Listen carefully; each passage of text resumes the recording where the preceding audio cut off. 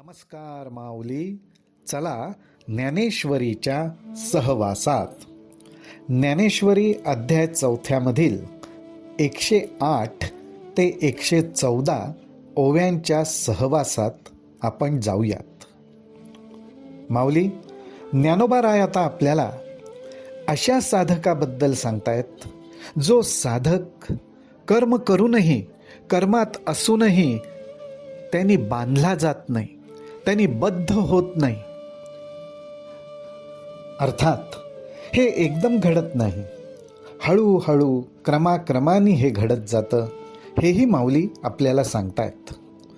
परंतु मुळातच हा जो विषय आहे हा ज्ञानोबारायच आपल्याला समजावून देऊ शकतात. कारण आता ह्या साधकाबद्दल जेव्हा ज्ञानोबाराय सांगतायत त्यावेळी तो अनुभूतीचा विषय आहे, आत्मानुभवाचा विषय आहे, आत्मबोधाचा विषय आहे, मन आणि बुद्धीच्या पलीकडचा विषय आहे. पण ज्ञानोबारायांनी आपल्या सर्वांसाठी त्या विषयाला शब्दांमध्ये पकडून आपल्यापर्यंत पोचवलेलं आहे. आपण आपल्या बुद्धीला जमेल त्या प्रमाणात किमान ज्ञानोबारायांच्या मार्गदर्शनामुळेच कल्पना करू शकतो की ती अवस्था काय असेल. मला हळूहळू कुठल्या अवस्थेपर्यंत पोचायचं आहे. अशा पद्धतीने मी कर्म करायला सुरुवात केली, साधना करायला सुरुवात केली, नामस्मरण करायला सुरुवात केली की कुठल्या अवस्थेपर्यंत माझा प्रवास जाणार आहे. जणू काही हेच ज्ञानोबाराय सांगतायत. ज्ञानोबाराय म्हणतात की तो साधक कसा आहे तर कैसी अधिकाधिक आवडी, घेत महासुखाची गोडी, सांडोनिया आशा कुरोंडी अहंभावेंसी. असा हा साधक उत्तरोत्तर आत्मसुखाचा आनंद, आत्मसुखाबद्दलची आवड त्याची उत्तरोत्तर वाढत जाते. नामस्मरणामुळे तो परमेश्वराच्या प्रेमात अक्षरशः रममाण होऊन जातो. आत्मसुखाची, परमेश्वराच्या स्मरणाची गोडी जसजशी वाढत जाते तसतसं त्याचं मन सुद्धा अस्वस्थ होतं. कशासाठी अस्वस्थ होतं तर मी अजून परमेश्वराचं स्मरण करीन, अजून नामाचं स्मरण करीन, अजून परमेश्वराचं रूप चित्तामध्ये आठवीन. अशा प्रकारे त्याला आत्मसुखाची गोडी लागते आणि ती जसजशी वाढत जाते त्या त्या प्रमाणात मनातल्या आशा, अपेक्षा, विषय, अहंकार ह्या सगळ्याला तो आत्मसुखावरून ओवाळून टाकतो. ओवाळून टाकतो म्हणजे त्याच्या दृष्टीने मग आता ह्या गोष्टींचं महत्त्वच राहत नाही. कारण एकदा का अंतःकरणाला, एकदा का मनाला आपल्याला सुख मिळायला लागलं की मनाचा हा स्वभावच आहे की ते दुसऱ्या गोष्टींकडे ढुंकूनही बघत नाही. माऊली हो, ह्याचप्रमाणे एकदा का नामस्मरणाची गोडी लागली, एकदा का आपलं मन परमेश्वराच्या चरणी राहण्यासाठी, त्याचं मुखदर्शन घेण्यासाठी सोकावलं की बाकीच्या विषयांकडे त्याची दृष्टीच जात नाही. आणि अशी ज्या साधकाची अवस्था होत जाते, म्हणोनी अवसरे जे जे पावे, म्हणोनी अवसरे जे जे पावे की तेणेंची तो सुखावे. आणि अशा प्रकारेच आत्मसुखापाशी तो रमत जातो. आणि त्यामुळेच त्याचा कसा स्वभाव होत जातो तर ज्यावेळी त्याला जेवढं प्राप्त होईल, ज्या प्रमाणात प्राप्त होईल तेवढ्यानेच तो संतुष्ट असतो. कारण का संतुष्ट असण्यासाठी सामान्यपणे आपण जे विषयांच्या मागे धावतो ते विषयांच्या मागे धावायची गरज नाही. तो संतुष्टपणा मला माझ्या हृदयस्थ, माझ्या परमदैवतापाशीच मिळतोय, मग मी बाहेर कशाला धावू, असा त्याच्या मनामध्ये पालट व्हायला लागतो. आणि त्यामुळेच त्याला यथा योग्य वेळी जे प्राप्त होत असतं त्याच्यामध्ये तो पूर्ण सुखावतो. म्हणून अवसरे जे जे पावे की तेणेंची तो सुखावे.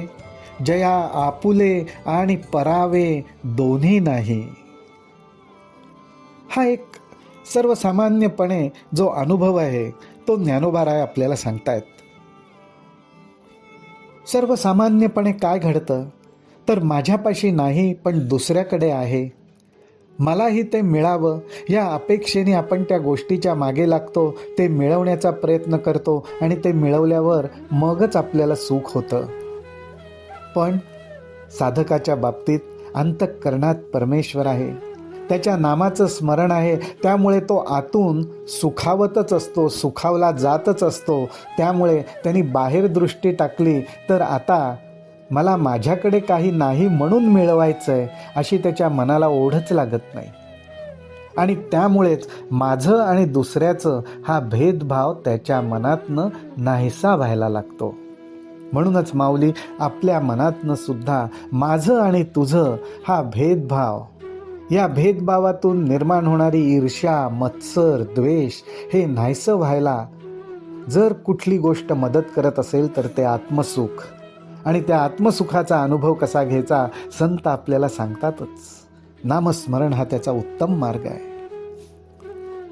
असा हा साधक तो दिठी जे पाहे ते आपणची होऊनी जाये, ऐके ते आहे तोची जाहाला, चरणी हन चाले मुखे जे जे बोले, ऐसे चेष्टा जात ते तुले आपण चिजो. हे असो विश्व पाही जयासी आपण पे वाचुनी नाही, आता कवण ते कर्म काही बाधी तयाते. ह्या ज्या ओव्या आहेत ज्ञानोबारायांच्या त्या गहन आहेत, त्या आत्मानुभूतीला धरून आहेत, अद्वैताचं ज्ञान देणारे आहेत. ज्ञानोबाराय म्हणतात असा जो साधक आहे तो दृष्टीने जे बघत असतो, त्याचं जे बघणं असतं, त्याला जे दृश्य दिसत असतं ते दृश्य तोच असतो, तो जे ऐकतो तेही तोच असतो. पायाने त्याची चालण्याची क्रिया होते, मुखाने बोलण्याची क्रिया होते, पण त्याच्याकडनं काही वेगळं घडतंय असा भावच त्याच्या ठिकाणी नसतो. कारण आता मी सोडून काही जगात दुसरं आहे आणि ते मला मिळवायचंय अशी त्याच्या मनात अपेक्षाच उरत नाही. त्याचं कारण एकच, आत्मसुख.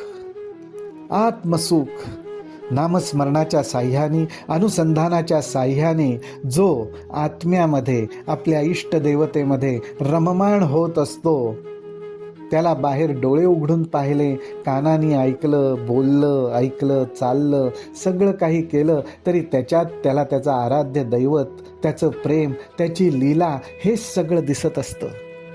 आणि हा सगळा अनुभूतीचा भाग आहे. हा भाग ज्ञानोबारायांनी आपल्या सर्वांसाठी शब्दांमध्ये पकडलाय.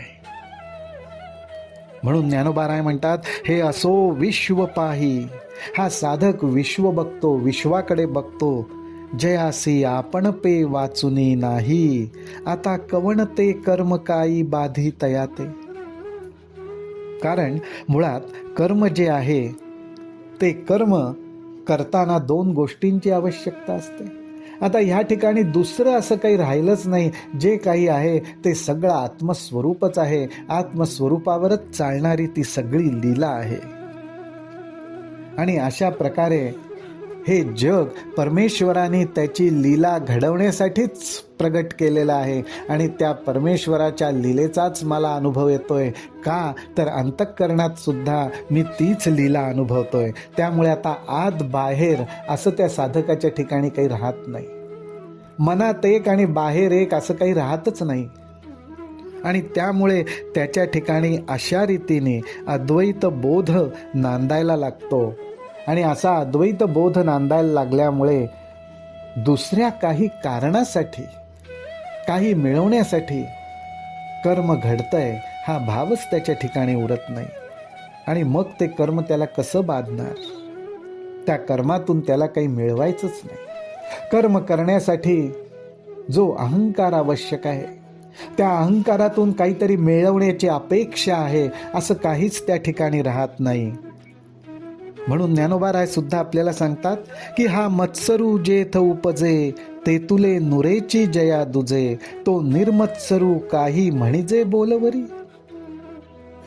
अहो, ज्या कुठल्याही कारणामुळे अर्थात अहंकारामुळेच मनामध्ये द्वेष, मत्सर, ईर्ष्या, स्पर्धा असे जे काही भाव प्रगट होतात, वेगवेगळ्या गुणांमुळे अशा ज्या काही प्रवृत्ती प्रगट होतात आणि माणूस त्याच्यात भरकटून कर्मामागे धावतो आणि स्वतःला काहीतरी प्राप्त करून घ्यायचंय ह्यासाठी त्याच्या मागे धावतो, असा काही भावच त्याच्या अंतःकरणात उरत नाही.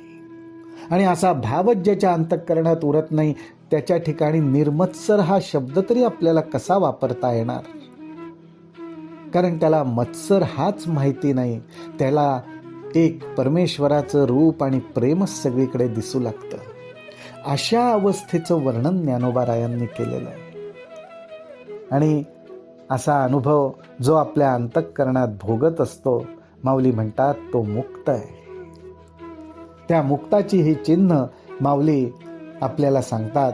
आपण ही लक्षात ठेवली पाहिजेत, कारण हळूहळू उत्तरोत्तर आपल्या मनामध्ये सुद्धा माऊलींच्या कृपेने, नामस्मरणाच्या साह्याने, परमेश्वराच्या चरणाच्या ध्यानाने, मुखदर्शनाच्या ध्यानाने आपल्या अंतःकरणात सुद्धा असाच बदल घडवून यावा. असाच बदल घडून यावा आणि आपल्याही अंतःकरणातील सर्व प्रकारचा द्वैतभाव, दुजेपणा, मत्सर, ईर्ष्या, द्वेष, स्पर्धा हे सगळं निघून जाऊन एक सुंदर शांतता, आनंद, संतोष, समाधान हेच प्रगट व्हावं. ज्ञानोबाराय म्हणतात, म्हणोनी सर्वांपरी मुक्तू, तो सकर्मुची कर्म रहितू, सगुण परी गुणाती तू, एथ भ्रांती नाही. ज्ञानोबाराय म्हणतात, इथे कुठलीही शंका घेण्याचं कारण नाही, एथ भ्रांती नाही. असा हा साधक माझ्याबद्दल मनात प्रेम धरून, माझी साधना करत, माझ्या नामाचं स्मरण करत, माझ्यापर्यंत पोचण्याच्या दृष्टीनेच वाटचाल करत असतो. त्यातून त्याला मिळणारं जे सुख आहे त्या सुखाचाच अंतःकरणात अनुभव घेत असतो. तो पूर्ण मुक्त असतो.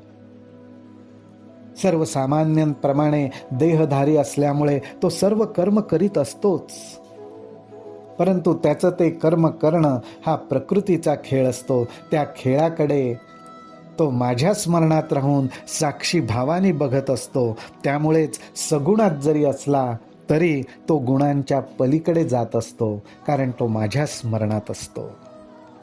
हे फार सुंदर आपल्याला ज्ञानोबारायांनी सांगितलंय.